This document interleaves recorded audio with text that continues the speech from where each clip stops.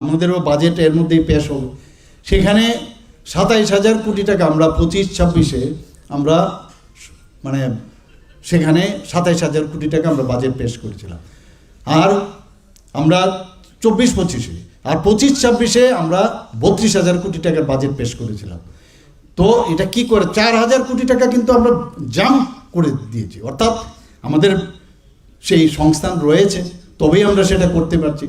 এখানে আজকে যারা কর্মচারীরা আছেন, ত্রিপুরাই একমাত্র রাজ্য, এটাও কিন্তু বুঝতে হবে, যেখানে পার্সেন্টেজের কথা যদি আমরা বলি, পার্সেন্টেজের দিক দিয়ে সবচেয়ে বেশি কিন্তু ত্রিপুরাতে আমাদের কর্মচারী সংস্থা। অন্য জায়গায় কিন্তু পার্সেন্টেজের এই যে কর্মসংস্থান রিফর্মের কথা আমি বলছি, কর্মসংস্থান শুধুমাত্র চাকরি দিয়ে নয়, অথচ ত্রিপুরাতে চাকরির কিন্তু একটা ইন্ডাস্ট্রির মতো হয়ে গেছে এখানে, যে চাকরি দিলেই আমাদের রাজ্য ঠিক আছে।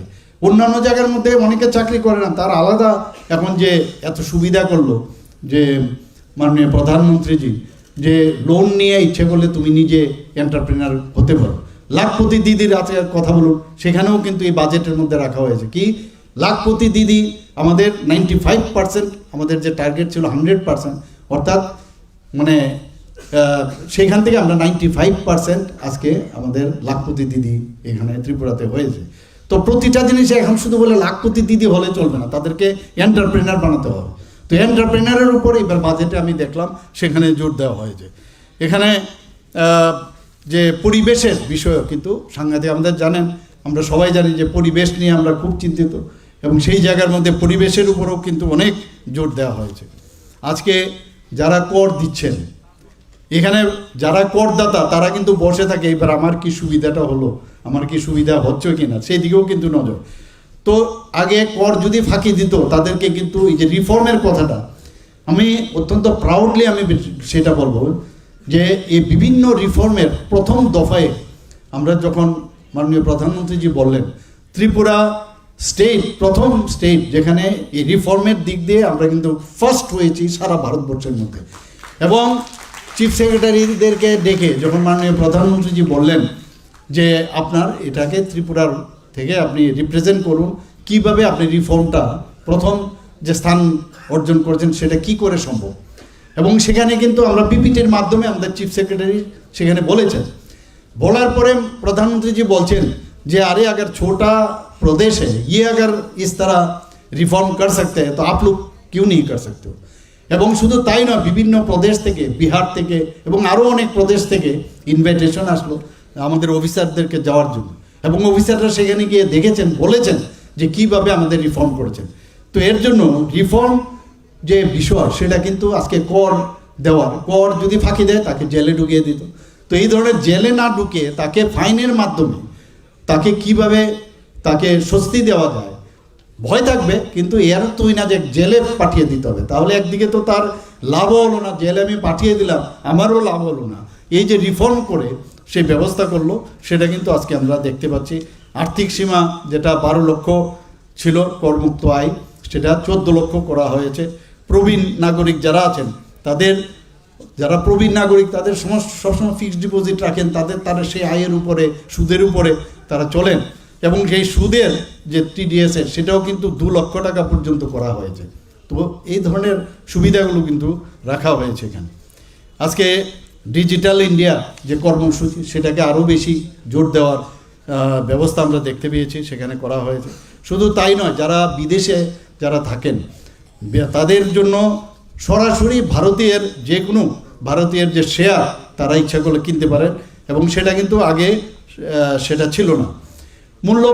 মূল্যবৃদ্ধি বেড়েছে, বিরোধীরা প্রায়ই চিৎকার করে, কিন্তু আপনারা দেখেছেন যে মূল্যবৃদ্ধি কিন্তু নিয়ন্ত্রণে রাখা হয়েছে।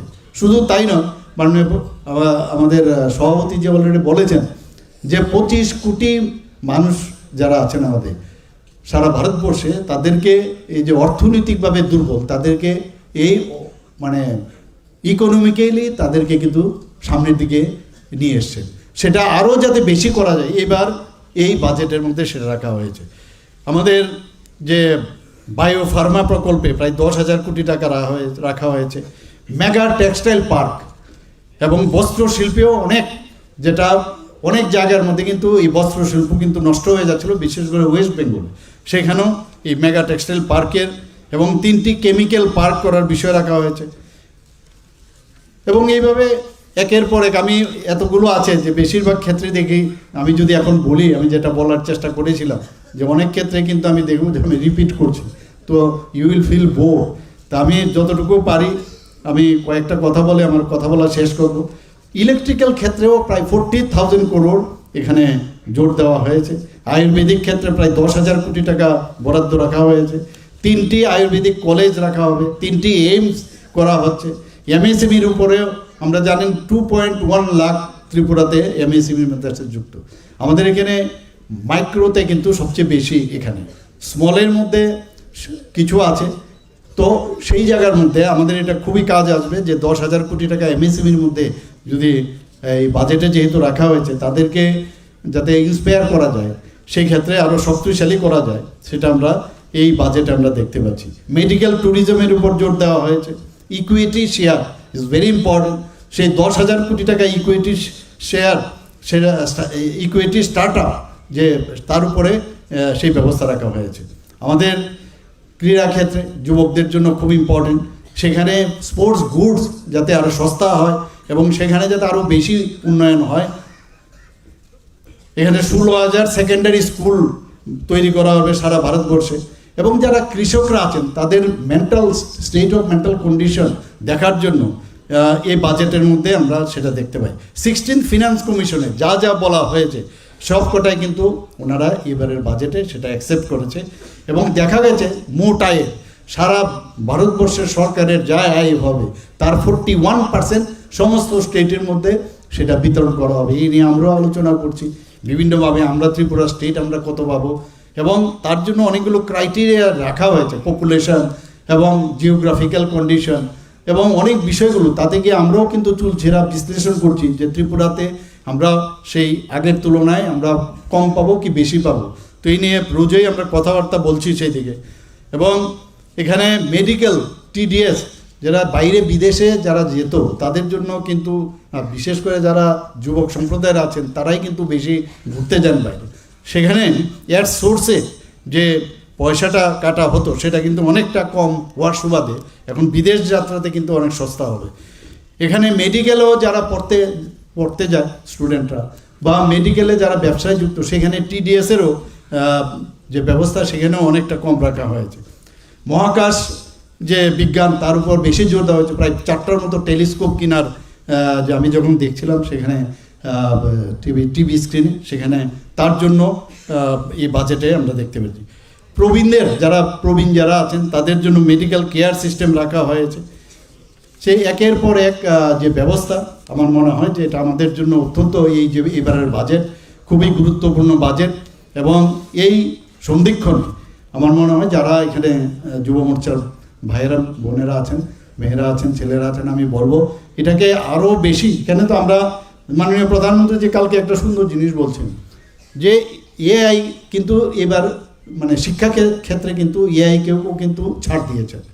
অর্থাৎ মানে এআইয়ের উপর ভিত্তি করে যদি কেউ পড়াশোনা করে তাতে সমস্যা নেই, কিন্তু উনি বলছেন যে এআই থেকে তুমি কি জানতে চাও সেটা বলবো, তো তোমাকে 5-10টা পয়েন্ট বললো, কিন্তু এই ফর এক্সাম্পল তোমাকে বললো, তুমি যদি বলো যে আমি আজকে আমার যারা লিজেন্ড ব্যক্তি ভারতবর্ষে তাদের সম্পর্কে আমার কোন লিজেন্ড ব্যক্তি তুমি আমাকে নাম দাও, তো সাথে সাথে 10-15টা তোমার লিজেন্ড ব্যক্তির নাম দিল। তুমি ওই যে লিজেন্ড ব্যক্তি তাদের এই লিস্টটা নিয়ে বিভিন্ন বইয়ের দোকান থেকে ওই বইটিগুলো নিয়ে এসো এবং তাদের সম্পর্কে যখন তুমি জানবে, তুমি কিন্তু এআই তোমাকে হেল্প করবে, পুরোপুরি কিন্তু এআইয়ের উপর ডিপেন্ড না করা।